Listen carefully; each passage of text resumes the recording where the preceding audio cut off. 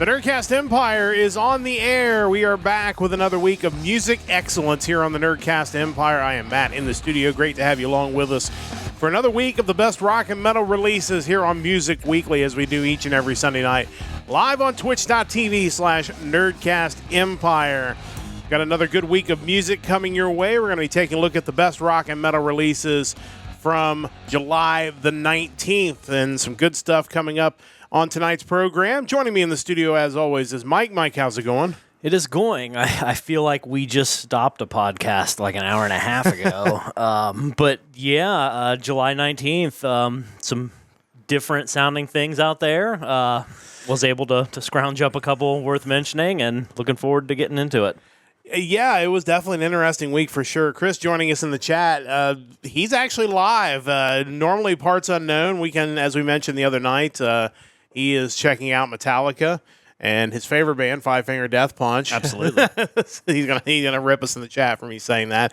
Checking those out in Foxborough up in the Boston area. So getting a chance to see some rock and metal music live. So at some Where does that rank in terms of worst band names? It's up there for sure.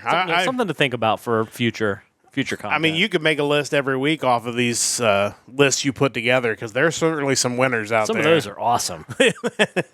Yeah, they're out there for sure. But at some point, we'll get a chance when Chris rejoins us on the podcast to kind of get his thoughts on the experience of seeing Metallica, a 2-night concert, tonight being night number 2, and trying to dodge some weather up in the Northeast to get night number 2 in. So he's hoping they'll take some time away from Five Finger Death Punch and not Ice Nine Kills. So we'll see. Fair. We'll see how that goes. But I'm sure it'll be a good time, and certainly one of those bands is still on my list that I would like to see. Not Five Finger Death Punch, but Metallica.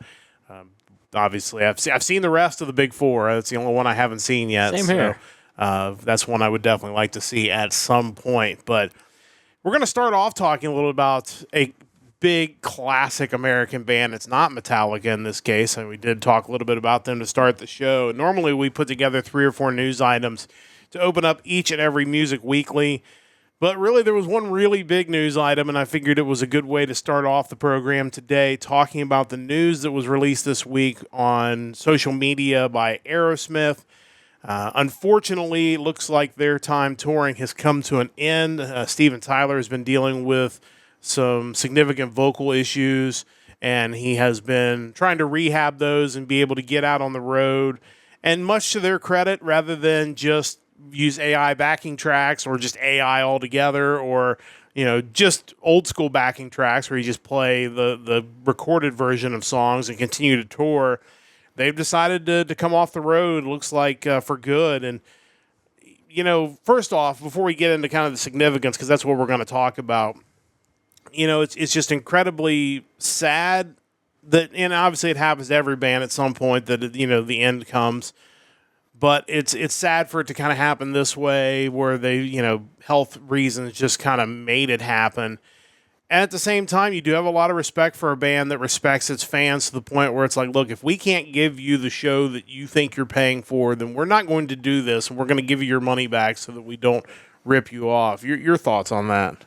Yeah, I think that's certainly admirable. I also kind of wonder, and I didn't look into it ahead of time, what their ticket prices were looking like, because I think that plays into it too. I think you expect to pay a certain amount to see Aerosmith, which only ups the bar as far as what you expect to see in return. It'd be one thing if you were paying $50 to $100 as compared to $250 to $500 or something to that effect. So definitely one of the greatest American rock bands, and really bummed that I didn't get a chance to see them live. Yeah, no question. They were definitely one I was hoping to check out at some point. Chris pointing out it's a shame that Motley Crue hasn't made the same realization about Vince Neil. And again, I hate to continue to kind of beat a dead horse when it comes to the AI stuff, but it wasn't a couple of weeks ago we're talking about Motley Crue and what their decisions were going to be, and how they're using AI, and almost to the point where it's like, we don't care if we just continue on forever, basically. And now you have Aerosmith saying, no, that's not Aerosmith. We want to give you the authentic show, and if we can't do that, we don't want to do that. And every band's going to have to make that decision. All these big bands, obviously, the little bands is a little different because the care level of the public is going to be a lot less. But for these big bands, every one of them's going to have to come to that realization at some point. Like, what technology do we use to continue to give people shows so you can have that, hey, I've never seen X band, I want to see this band. And at what point is it like, you're not really seeing this band anymore anyway, so, it's going too far. It's a subject that, I hate to keep bringing up, but I feel like it's going to continue to come up. Yeah, and I think we really have to not allow anyone who makes these decisions to push into existence this idea that AI is authentic. Yeah. It reminds me of the story I saw a few days ago from Music Tech's website talking about Lemmy being added to World of Tanks, and instead of hiring a sound-alike to do his voice, they created a model of his voice using AI, basically saying, and the developer of the game even said as much, we know that Lemmy would appreciate and want this more authentic version of his voice being used as opposed to a sound-alike. It's not authentic, though. Like, that isn't him. He's gone. Anything you use is inauthentic, whether it's AI or whether it's a sound-alike. At least with the sound-alike, you're paying someone who has a talent for doing voices. Right. And again, we talk about that all the time on our anime podcast. Where do you draw the line as to whose jobs is it okay for AI to replace? And a lot of these voice talents, have kind of had to make a line in the sand to say, look, like, you keep using this AI thinking it's, authentic, as you say here. And it's like, it's not. It's no different. And I know what they're going to say. Like, well, it's just like, it's been used in the past where like an actor dies in the middle of a movie and they piece together like there's a difference between contingency planning and intentionally. Cash grabbing. Yes, everything's a cash grab. Yes. That's the motto of our podcast now. But it is, and Chris bringing up points talking about Pantera. Yeah, it's and it's obviously it's different when it's not your singer, for example. Like, oh, your drummer passed away. Like, you bring in another drummer, they're not trying to pass him off as the same drummer. They're just saying he's going to play the drum parts. And I think in most cases, the band gives that drummer a little bit of freedom to be like, hey, we know you're going to play your style. It may not sound note for note the same, but, this is better than us not being able to play. Yeah, I think a lot of the issues with the Pantera situation really just hinges on how you feel about Phil Anselmo as a person. I think, like, clearly there's still some bad blood between him and the remnants of Diamond Vinny's family and camp, so there's always going to be that, but there's nothing more transparent than basically saying, look, that Vinny and Dime are dead. Yeah. They're not going to be on this tour, and there are plenty of musicians that can fill those roles. That's not an issue. So do you want to hear Phil Anselmo and Rex Brown with fill-in musicians playing Pantera music? If you do, then go for it. I see nothing wrong with that. Yeah, to me, I would rather see that than have them have a big video board up and have video of those guys playing the parts as they played them. And basically, it's like you're singing on a backing track, just doing it with, I would much rather, let's give a couple of talented musicians that opportunity, probably big fans of the band for years, and, give them a chance to have the spotlight. So it's... Chris also mentioned Static X, which is a really interesting example, too, because you basically have the lead singer of Dope, Edsel Dope, playing a character that's like a tribute to Wayne Static on their tour. It's just... It's definitely a unique way to handle the problem, and probably one of the better ones. Yeah, it's certainly a lot of ways you can look at it, but we don't want to get too far off of the topic. Obviously, like I said, the AI discussion is going to come up, and Aerosmith has decided to not get involved in that discussion. They decided they were just going to go ahead and retire, which got you kind of, asking in the Discord, and something we can talk about is your favorite Aerosmith songs. And I think this is, before we get to our favorite songs, and again, picking 5 favorites, which is what we did, is so hard because Aerosmith has dozens and dozens and dozens of hit songs, and depending on what mood you're in, depending on how you're feeling at that moment, maybe you want to hear more of the old stuff, maybe you want to hear more of the new stuff. I think your age plays a factor. It does, and I was going to get to that. Like, it's hard to pick just 5 because they had so many great hits. But like on top of that, the compounding factor with a band that has been around since the late 60s, early 70s, is there are eras of this band. So you see it maybe to a lesser degree with a band like Chicago, because their stuff from the Chicago Transit Authority days was so much different than the stuff that hit in the 1980s. So depending on when you got into it. Now with Chicago, I became a fan on the stuff in the 1980s. It was as I got older that I kind of appreciated the stuff from the 1960s and 70s, but it wasn't right away. Like if you would have played, does anybody really know what time it is to me in 1987, I might not have got it. But as I got older, I appreciated it. Aerosmith's a little different because a lot of the songs from the 70s continue to get airplay through the 80s. They were writing rock hits. I mean, Chicago had hits, but I don't feel like they were setting out to write pop, radio-friendly songs. That was just what they played. Right. So it was a little bit different in that case. But at the same time, you had so many Aerosmith hits in the 70s, and they have a sound, and they're but if you got into them in the mid to late 80s and into the early 90s, it's a different sound. And then really almost a third sound after you get beyond that area that carried into the early 2000s. So depending on how old you are and depending on when you first got into the band, I think it's going to heavily influence what your favorite songs are. I would be interested to know what someone's opinion is who knows Steven Tyler is like a judge on American Idol. Did he do that for a while? Some one of those shows, yeah. Yeah, like someone who at no point in time was just introduced to their music organically, I suppose. It was more like, hey, that's that guy on TV. He had a band. How about that? But yeah, I mean, given our ages, that late 80s and 90s Aerosmith is the one that I knew. I appreciated the stuff in the 70s, but this is always what I gravitated toward. Yeah, so I think as we give our favorites, I think you're going to hear that bias of the 80s because, again, that was... their Big One's Greatest Hits album that came out in the late 80s, that compilation. Yeah. That is one of my all-time favorite albums. And I didn't pick it as I went through the vault because it is a compilation. It kind of feels a little bit like Cheat. It came out in 1994. Was it 94? Yeah, that was our late in the 80s. I wasn't sure what I think year. It started with Material in the 80s. Permanent Vacation came out in 87, maybe? So I guess technically I could still pick it for the vault, but it is as a compilation. I've been trying to stay away from those as we go for the most part. Yeah, for there's the a year time by and a year place to talk compilations. Yeah, I think. yeah. Which before we got into the year by year thing, I did pick the Eagles live album. So when I get through this year project, maybe I'll come back and we can talk more about it specifically. But it's an amazing album, and it's there's 2 new songs on that album, and they were both really really good too. But I mean, they were just at a time where they were just churning out hits, one right after the other. They were in, movie soundtracks. They revolutionized the music video for that era. They kind of took what was happening in the 80s and then took it to a totally different level in the early 90s. And because of that, as we'll talk about in a minute, they were cleaning up at the MTV Video Awards because they were doing it just better than just about anybody at that time. So, let's talk a little bit about our favorite 5 because, again, it's very subjective. And I think if you ask me next week, I might pick a different 5 songs. But because honestly, I could listen to the Big One's album and pick every any song point in time be like, that's their best song. Yeah. No, wait, that's their best song. I look at my 5, and it's like I didn't even include Love in an Elevator. Yeah.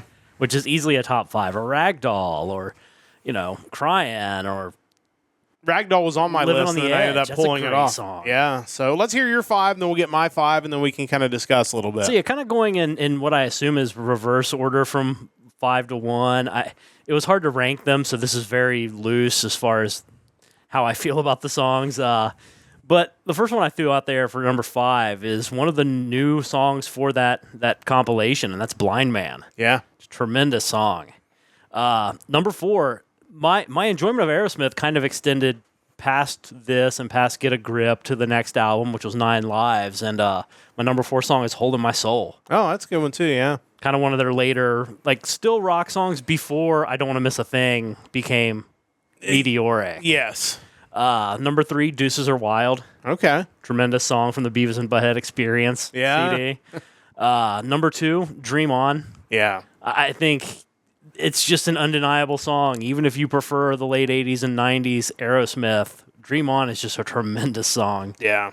And number 1, also making the appearance from the Big Ones album and originally on Get a Grip, is the song Amazing. Yeah. Just, I don't even know what else to say besides it's just an epic song. It is. And I was going to pick that, and I kind of stayed away from the slower ones on that album, like Amazing and Crying, which is another really great song off of that album that's a bit slower.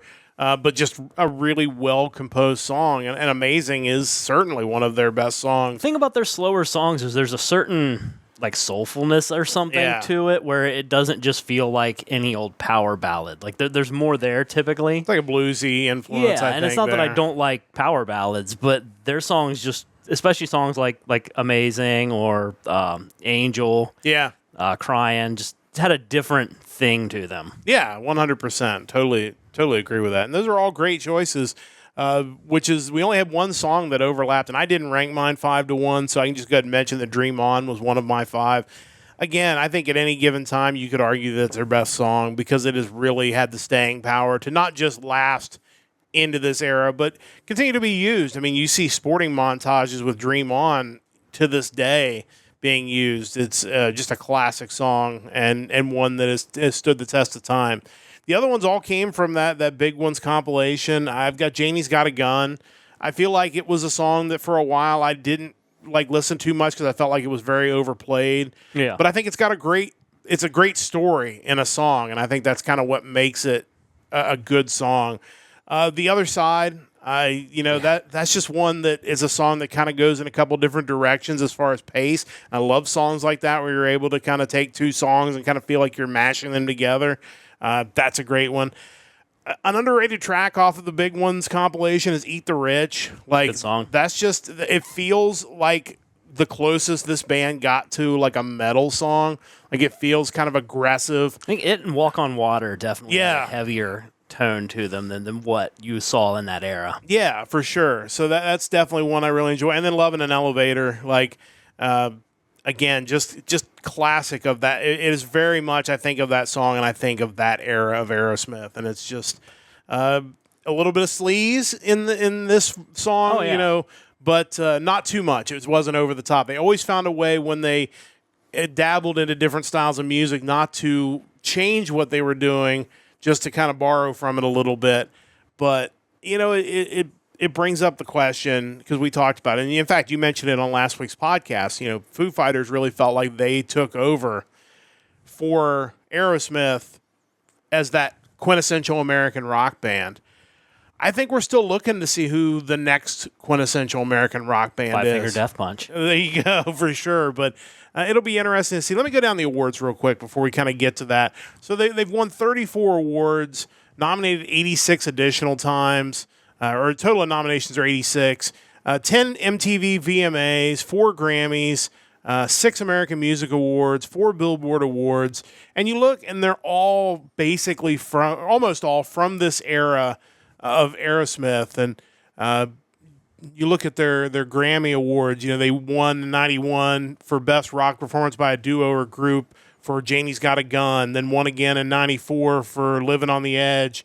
And then one for Crazy in 95, and then Pink in 99 when they started kind of going a little bit into that third era of Aerosmith.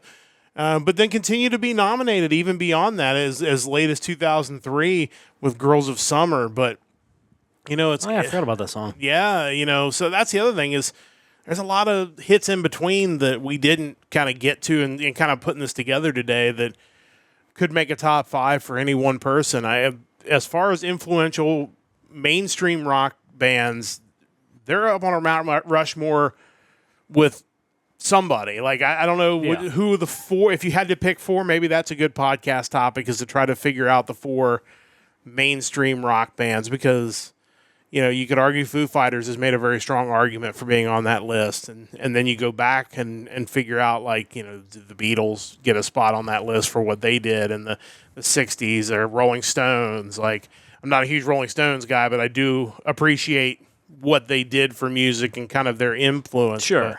But I don't know if there'll be another band like Aerosmith again. I don't know if rock music's big enough to facilitate a band of that heft, I guess. Yeah, it'll be interesting to see. We hope so. And we know that a lot of these bands that we listen to each and every week were influenced by bands like Aerosmith.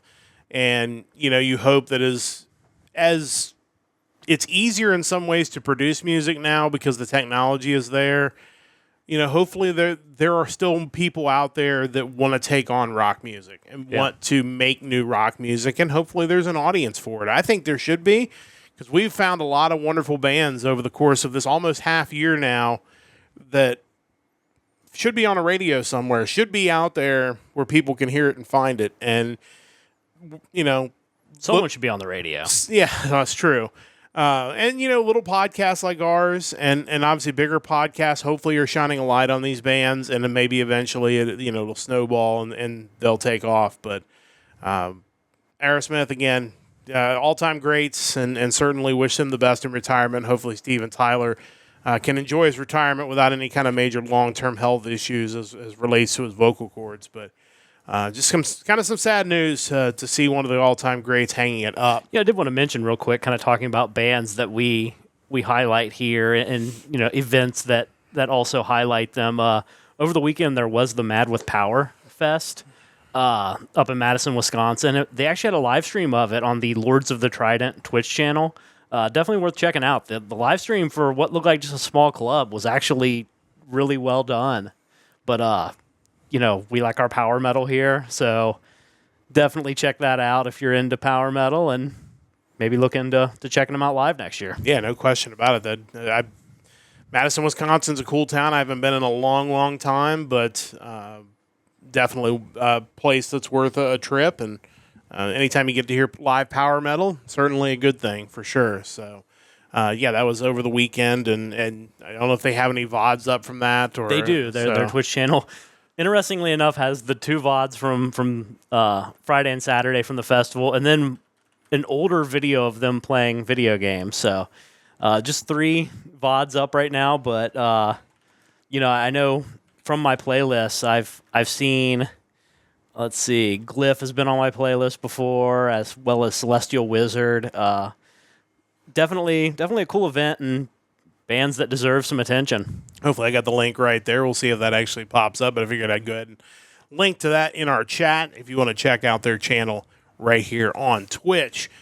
Let's get to some new music. We have talked about some classic music, and now we're going to get to some new music, and we are going to be talking about the music from July the 19th. Of course, each and every week, Mike puts together a playlist on YouTube, which he will link in the chat. We'll also link in the YouTube VOD that basically has songs from all of the major albums in rock or metal that came out for July the 19th. And then we go through, we listen to what's on there, and we try to find a couple of albums to highlight each. So we'll put the link in the chat, and then we'll get to the picks for this week. And Mike, as always, you have 2 picks. What do you have for us first for this week? Let's do it. Yeah. There was some interesting stuff this week. I think I kind of picked a couple bands that maybe aren't typically in my wheelhouse, as that seems to be more the norm lately, if that means anything. Let's see. Is that the playlist from last week? Yep. Totally forgot to paste that in there. Sweet. So for my first band this week, I picked is the 10th studio album from the United Kingdom heavy metal and stoner metal band. They've been active since 1995, minus a brief hiatus a few years back. The album is Science Not Fiction, and the band is Orange Goblin. Yeah, this was one of the ones I kind of had highlighted this week. Thought it was a pretty good album, and both of your picks were ones that I definitely gave a little more of a listen to this week. But let's hear about Orange Goblin. So looks like this band, it's their first album since 2018's The Wolf Bites Back. A couple years ago, their bassist did depart the band, and they now have a new bassist, Harry Armstrong. The remaining members have been around since 1995. We got Ben Ward on vocals, Joe Hoare on guitars, and Chris Turner on drums. Angry Metal Guy, referencing the sound of the opening track from this album, the way he put it was so good, I just wanted to read it. The track is "The Fire at the Center of the Earth is Mine." And he described the sound saying, imagine Clutch at their most jacked up and then multiply it by 10, and then you get this beastly thing. It's testosterone bisque, and you'll want seconds and thirds as the music activates the most unevolved reptilian portions of your brain. Yeah, and that's more or less how I felt about it. It's stoner metal to some degree, but it's not like the plodding, boring stoner metal. It's heavy, it's groovy at times. I think Ben Ward's vocals do really well with Joe Hoare's riffing. They pair together really well, and Ward's vocals never get lost in the mix at all. Standout tracks for the album. First off, the first track, Fire at the Center of the Earth is Mine, Not Rocket Science, False Hope Diet, Cemetery Rats. The whole album is good. I would check it all out, but those are the ones that stuck out to me. As far as what we're going to listen to here, it is a snippet from the track Not Rocket Science. And, of course, we will check that out now. Again, this is Orange Goblin from Science Not Fiction, and the second track off of that album, Not Rocket Science. Let's listen to a little bit of that now. So use a little bit of muscle and stand up to be counted if you want to survive. Don't run for cover or rely on any others, as it's you and you alone that keeps the vision alive. We're all born with a ticket for a one-way ride. Spinning fire at the stars until the planets collide, yeah. We're all waiting for the universe to give us a sign. It's not rocket science and we're doing all right. I said we're doing all right.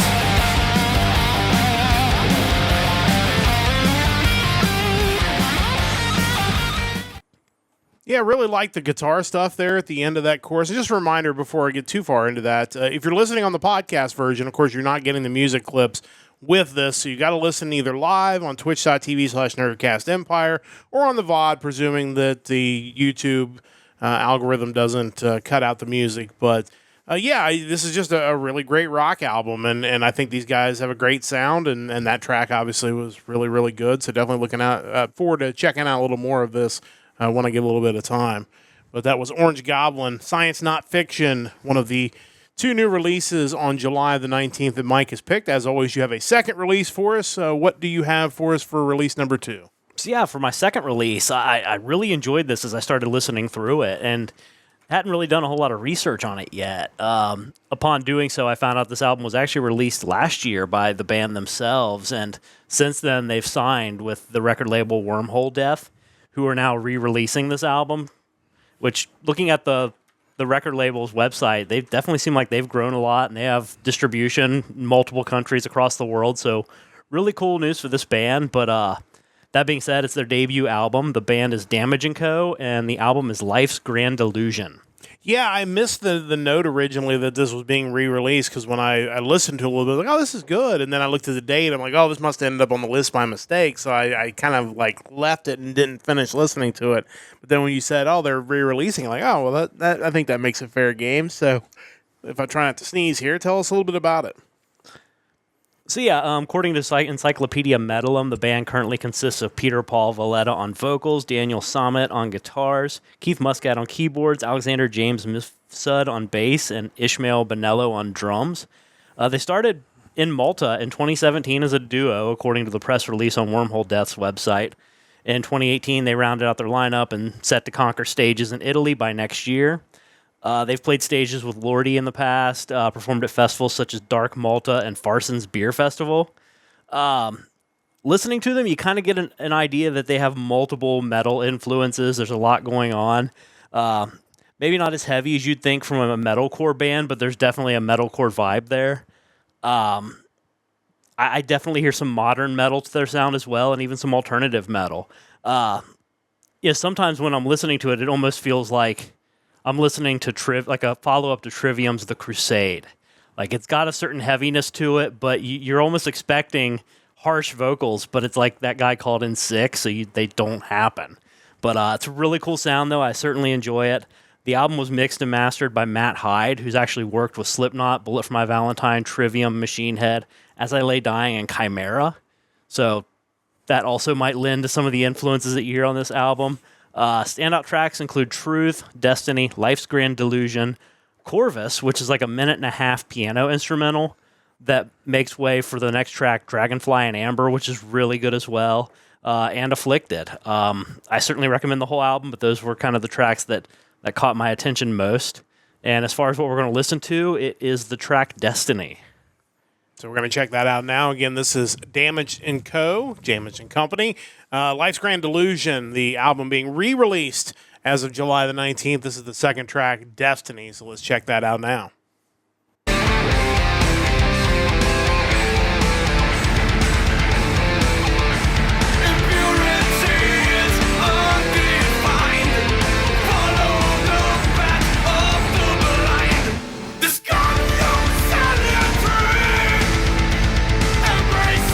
This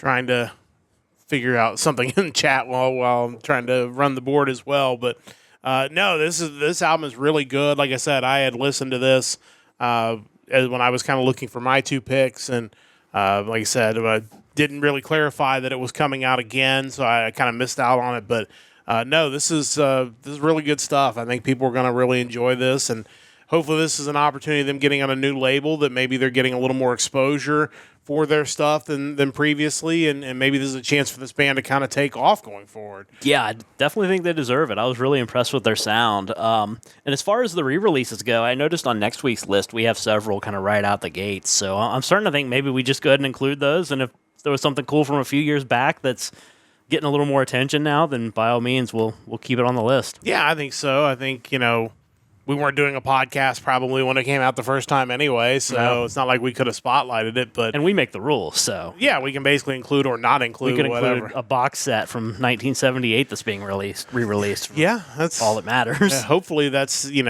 not.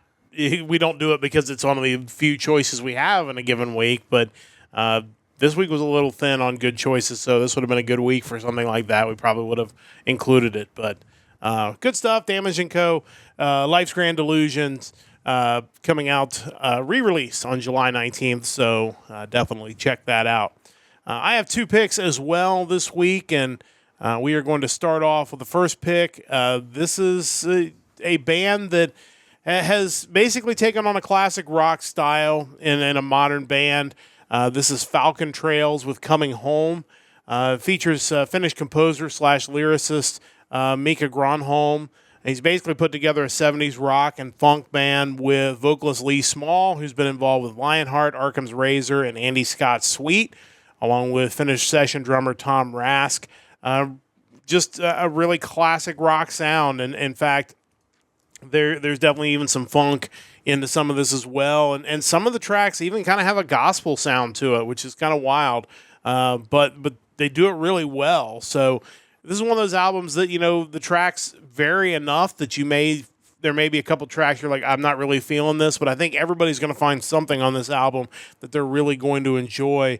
The track we're going to listen to, or one of the tracks, we're not the one we're going to listen to, really the song Feel really gave me like a Steely Dan vibe. It really felt like Reeling in the Years kind of influenced that song. But again, just if you like a band that's a modern band doing songs that sound like it could have fit in the 70s and 80s, which we spotlight a lot on this podcast, I think you're going to dig Falcon Trails. Standout tracks include Field, Devotion, Winter's Blues, and the song we're going to listen to a little bit of, Fast Lane, off of this album. So we will check that out now. Again, this is Falcon Trails with Coming Home. This is the opening track off of that album. It is Fast Lane. Let's listen to a little bit of that now. Until then, you keep on running. There's no time wasting your time. Run on the fast lane. Race you down as passing you by. Running like a bullet train. There's wheels and touching the ground. It should be back to the ground. That you should do.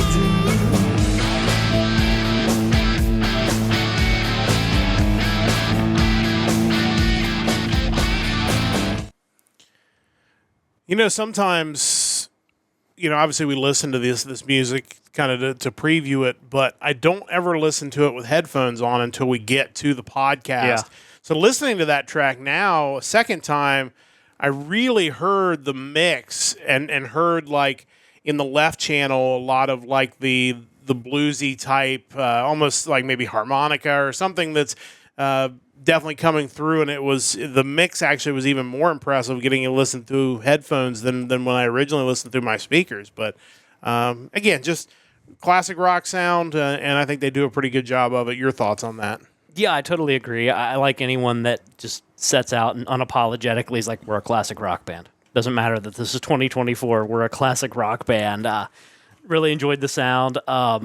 But to your point, yeah, I think there are times when I'm watching YouTube, like on my television, and the speakers just aren't nearly as good as my studio monitors, or even like my earbuds if I'm going out for a walk. Like sometimes the experience I get is just vastly different, and I walk away thinking, this is the greatest album ever because I had that full kind of audio experience with earbuds or higher quality speakers. Yeah, there is something to be said for having nice studio headphones, and that's what we have here. And definitely, I think, kind of took that track specifically. So I kind of like to re-listen to the whole album with the headphones on, see if I even enjoy it more. But Falcon Trail is my first pick for this week. Second pick is, typically I generally stay away, and we have generally stayed away from bands that kind of have blown up a little bit. This band kind of feels like they're in the process of blowing up. Plus, like I said, it was kind of a thin week. So I went ahead and picked this band. This is a rock band from Cullman, Alabama. The band is Shallow Side, and the album is Reflections. They were founded in 2010. Just their third studio album. It's the first one since Saints and Sinners back in 2019. It was originally going to be released in April. I saw the original dates were like April, but it eventually got pushed back to July 19th. It's kind of a modern alternative rock sound, and I think that's what I really enjoyed. It's a very polished album, which is probably why it's doing so well on the charts, because it feels very well produced, and all the instruments and the vocals and everything just work really well together. I think the whole band kills it. I think this is just a fantastic group effort, but I also feel like Eric Boatwright's vocals really kind of take this over the top into a different level. Clearly this band is really starting to catch fire. I mean, the three of their tracks on this album, if you listen on YouTube Music, have at least 500,000 listens, and two of them have over 1 million. But the rest of the album is much less so, which kind of tells me that these tracks have kind of gone viral a little bit and have taken off, and maybe the rest of it hasn't caught up yet. But I think people will continue to get into this band if they continue to produce albums like this. They collaborated with Nonpoint Elias Soriano on Filters, which is the song we're going to listen to. It's hitting the top 30 on the charts, so that's great to see, and over 1 million plays. And again, I think it's one of my favorite modern rock tracks I've listened to during the string of this podcast. It's very catchy, but also a nice hard rock sound. Typically, a lot of the stuff that I've really, really liked from this podcast has been kind of the throwback type bands or the power metal bands. This is more of a modern rock, alternative rock sound, and I've really, really enjoyed it. Standout tracks include The Worst Kind, Something to Believe, You're the Reason, and the song we're going to listen to, Filters, from Shallow Side and Reflections. So we'll check that out now. This is the second track. This is the one that has hit on the charts, so we're going to listen to a little bit of this one. This is Filters from Shallow Side and the album Reflections. Let's check that out now. I can't tell truth from lies behind the brilliant disguise. I'm hiding all of my demons inside.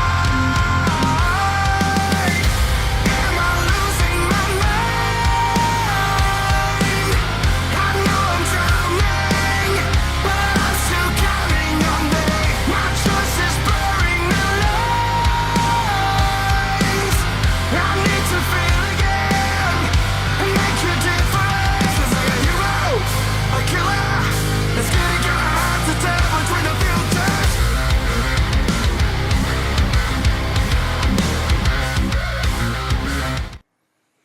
And the rest of the tracks on the YouTube Music from track 4 down all have between 2,000 and 3,500 plays. So definitely less so than those first 3 tracks that have really done well. But Filters, as you can hear, just a really great rock track, got great harmonies, great music, and you can see why it has charted on the rock and metal chart so far. Mike, your thoughts on these guys?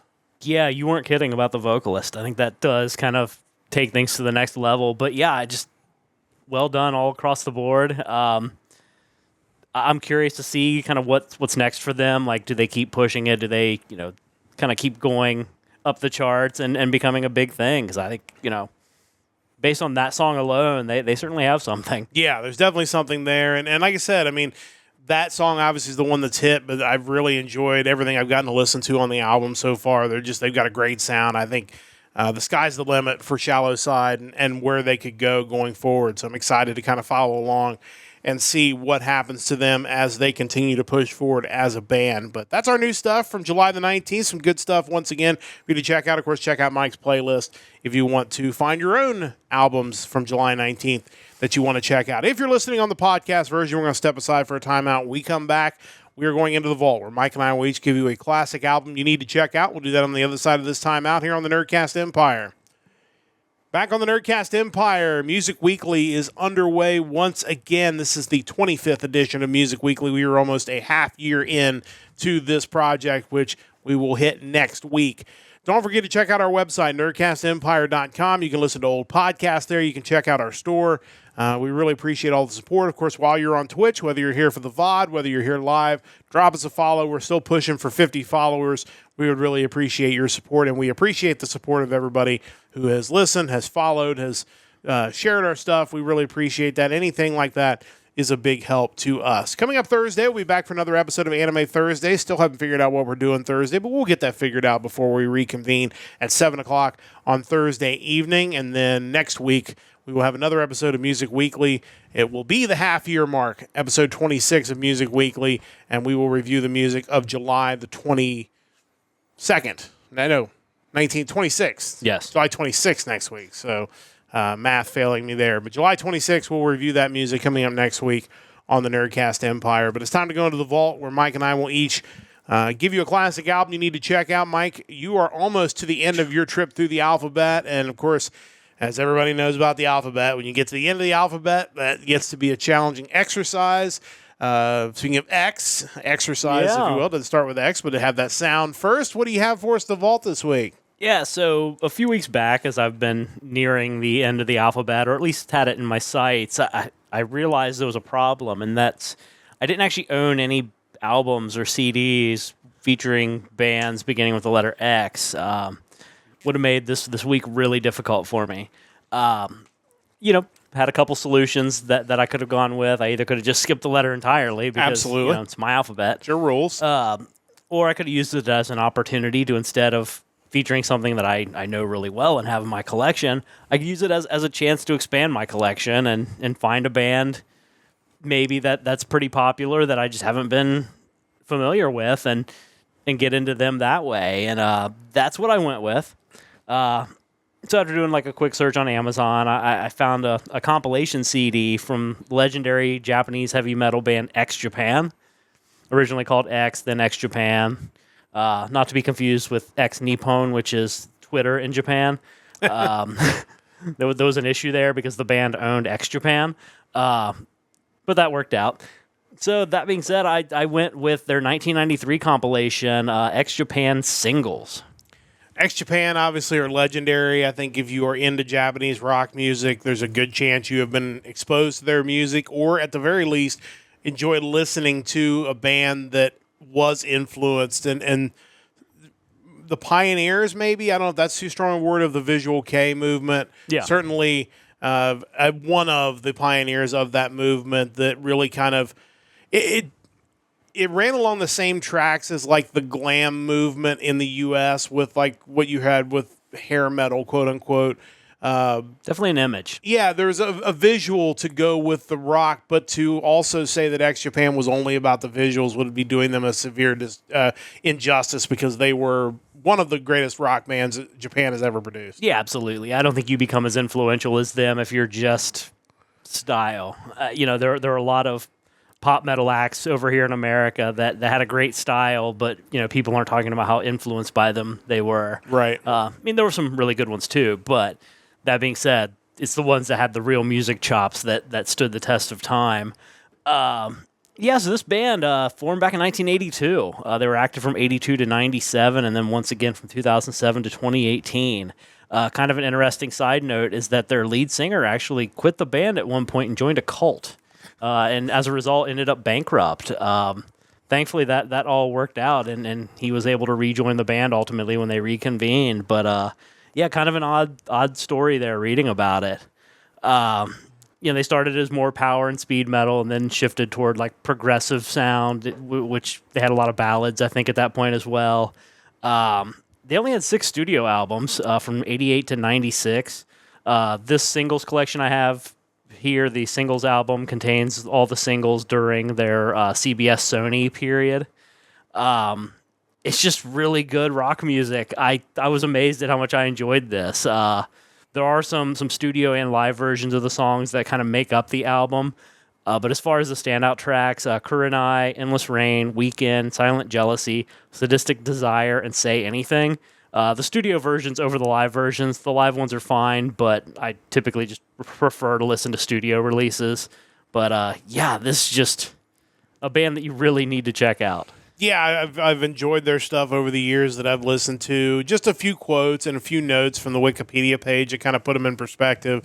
Marty Friedman, who is basically one of the landmarks on this podcast. We always take Marty Friedman into consideration.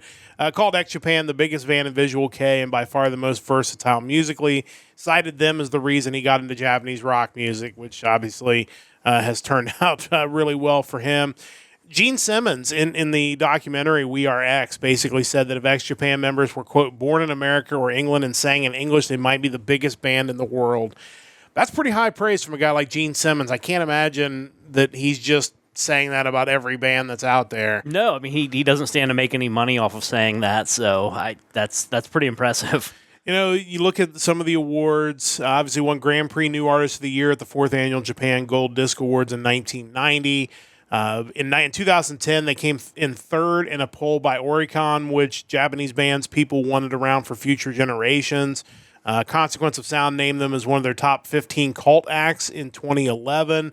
Won the Revolver Golden Gods Award for Best International Artist in 2012, among others. I mean, they just continue on, but their impact, obviously significant for themselves, but also all the artists. I mean, there's a lengthy list on this page.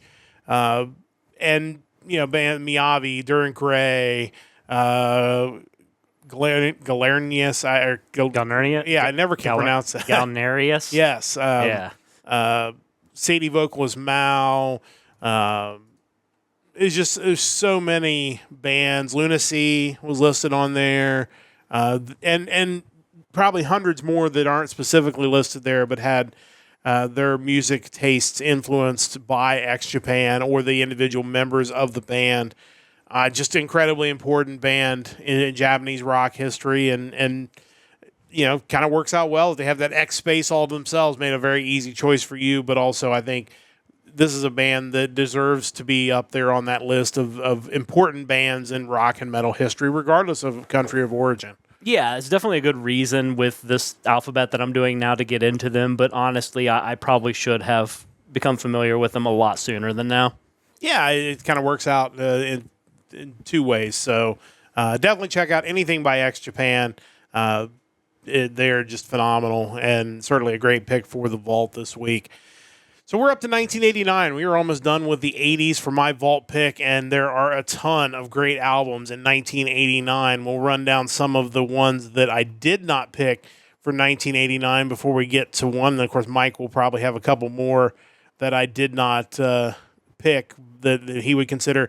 Skid Row, with Skid Row, the debut album, songs like 18 in Life, Sweet Little Sister, Youth Gone Wild, I Remember You, all on that album. That's a phenomenal debut album from them. Faith No More is The Real Thing.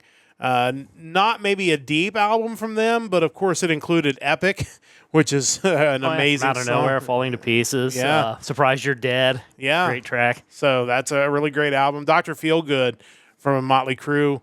Also came out in 1989, which included, obviously, Dr. Feelgood, Kickstart My Heart, Same Old Situation, Don't Go Away Mad, which is one of my favorite songs of theirs.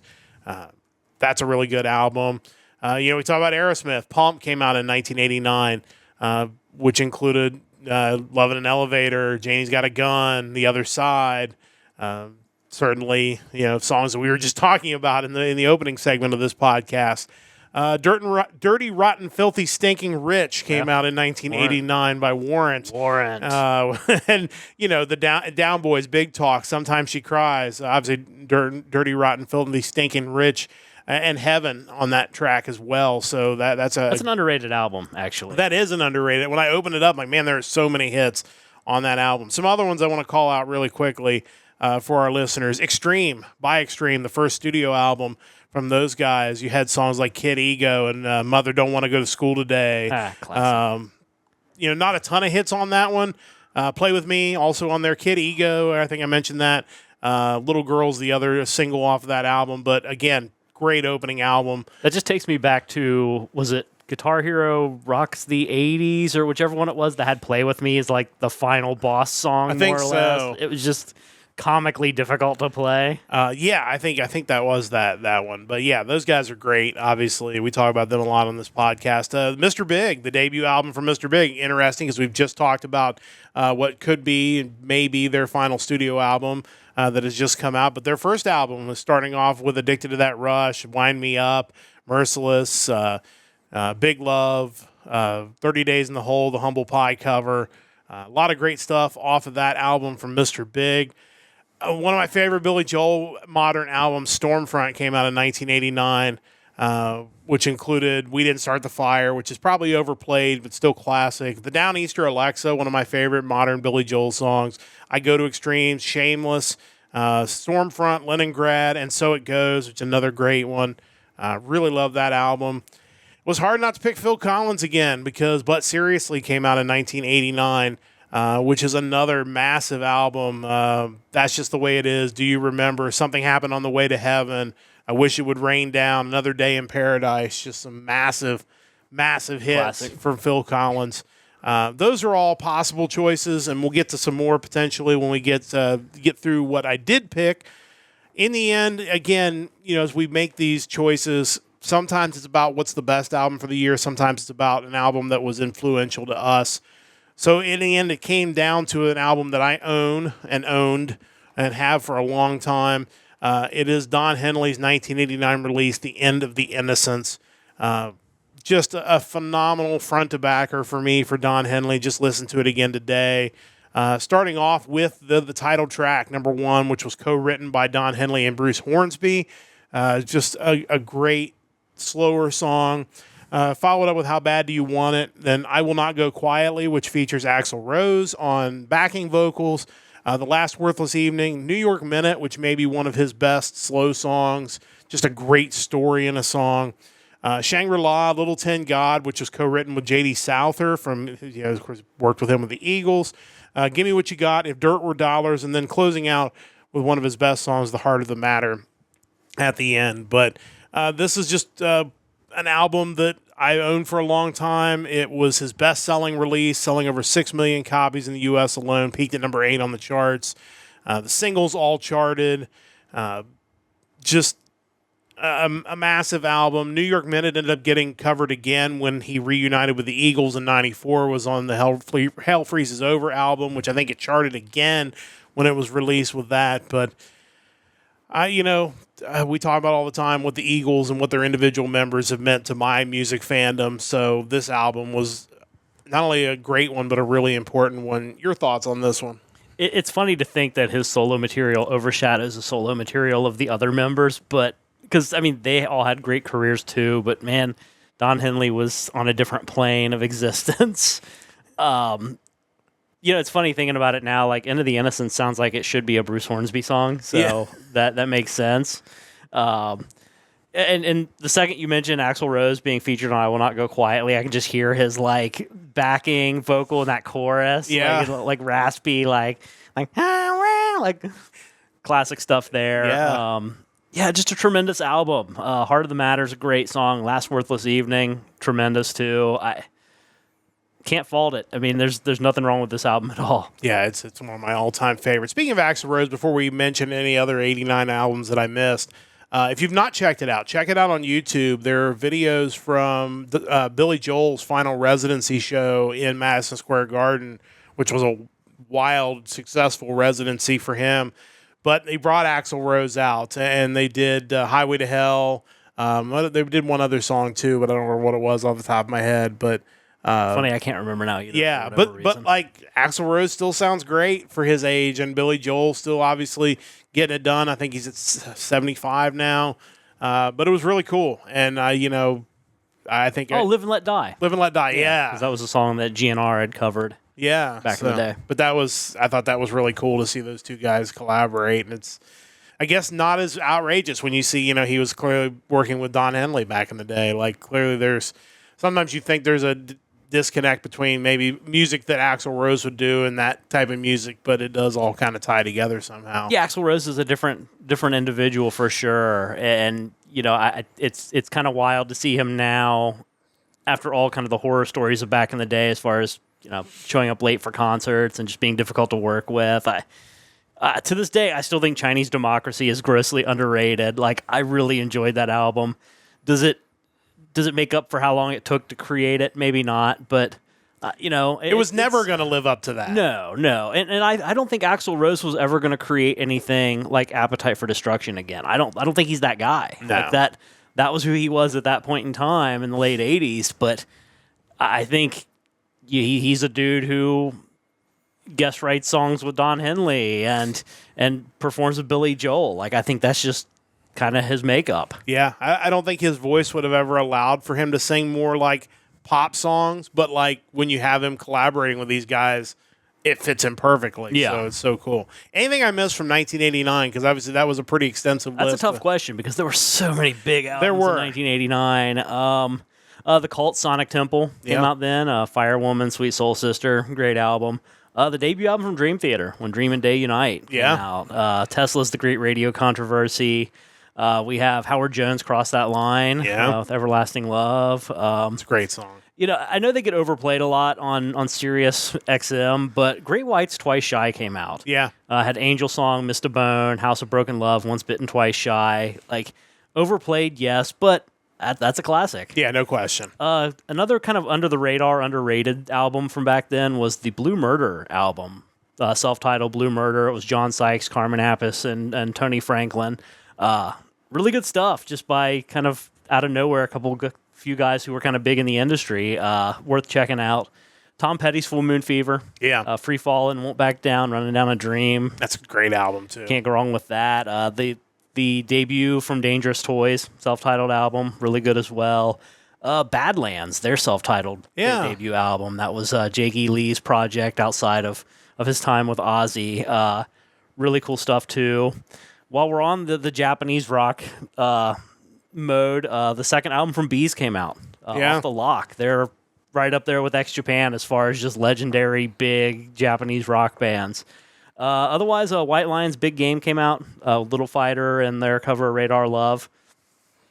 Yeah. Plenty of others I could have added, but we'll cap it at that. Yeah, I mean, it's a ton of great stuff, and every year we go by, it just continues to be more and more, so I'm certainly interested to see what happens when we get to 1990. Yeah. Because then I'm starting to get closer to like my high school days. We've still got a couple years to go to get there, but I'm curious to see what actually came out during that time and kind of how I feel about it. It's interesting because you're starting to see those like hair metal bands that showed up maybe a little too late to the party. I mean, the fact that we're at the point where Motley Crue's releasing Dr. Feelgood, their biggest album, before their band's going to implode. And, you just now have LA Guns showing up and Mr. Big and Dangerous Toys and just a lot of bands that, or Warrant. You just think Skid Row, if they had maybe debuted a few years earlier, how much bigger they could have been than they even were. This whole exercise feels a little bit like a history of music for the stuff that we like and kind of what is going on and what's happening. It gives you perspective that maybe I didn't have back then just because of how young I would have been. Just things you don't think about, oh, that happened then. This album came out at this point. Sometimes I think I don't have a good frame of reference for some of these bands, especially in different styles that existed right at the same time. Yeah, no question about it. Hopefully our listeners are enjoying that as well because it's a trip through the years and a lot of great stuff out there for sure. But that is going to bring to a close another episode of Music Weekly here on the Nerdcast Empire. We thank you all so much for joining us once again as we do each and every Sunday night, 7 p.m. Eastern Time. And a great week of music again. The music from July the 19th we spotlighted. Definitely check those bands out. And as we say all the time, make sure, if you like something, support the band, buy the album, buy the T-shirt, go see them in concert, kind of like Chris is doing tonight up in Boston. But support these bands however you can because that's how music survives and thrives and allows us to continue to spotlight it each and every week on the Nerdcast Empire. We'll be back Thursday night for another episode of Anime Thursdays, and then 1 week from tonight, another episode of Music Weekly, our 26th episode, as we'll talk about the music from July the 26th. Big thanks to Stove Lake Media for their continued support. Big thanks to Mike for putting this one together each and every week with all of his research and efforts. And a big thanks to you for checking this out each and every week on the Nerdcast Empire. For the entire crew, I'm Matt saying so long. Don't forget to join the Empire, the Nerdcast Empire.